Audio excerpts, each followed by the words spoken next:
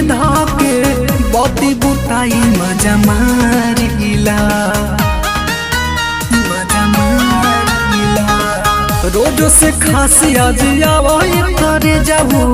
चलनी में झूल मुरा झारिला बिना ब्रेक ले ले देखो तनी खाई जाऊ गाड़ी उतारी पिया मुँह किया जी मन पानी पानी भइल चली न से जरिया के ओ किया जी मन पानी पानी भइल चली न से जरिया के ओ किया जी मन पानी पानी भइल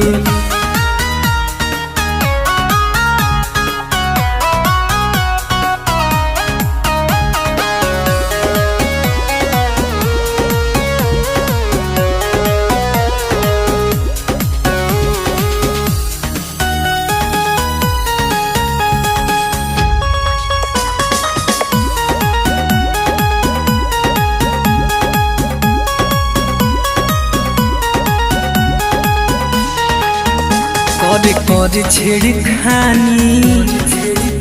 मोरी चढ़ली जवानी अब धई के पाजा राजा मारी लहो न माजा राजा मारी लहो न माजा कर छेड़ खानी मोरी चढ़ली जवानी अब धई के पाजा राजा मारी लहो न माजा तेरी न करी आज पूरा 4 कट्ठा राजा एक लगल दुही को पिया जी मन पानी पानी भई चली न से जरिया के ओ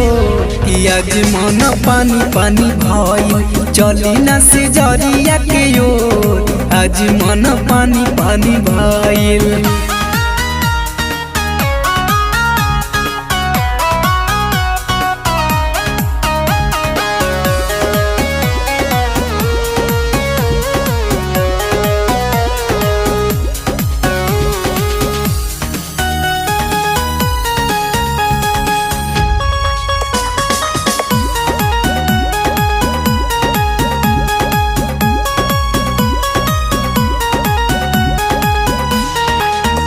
खोली चोली के बंधनवा लुटली ना खजनवा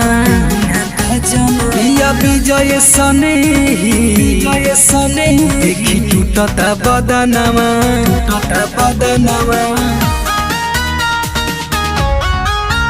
खोली चोली के बंधनवा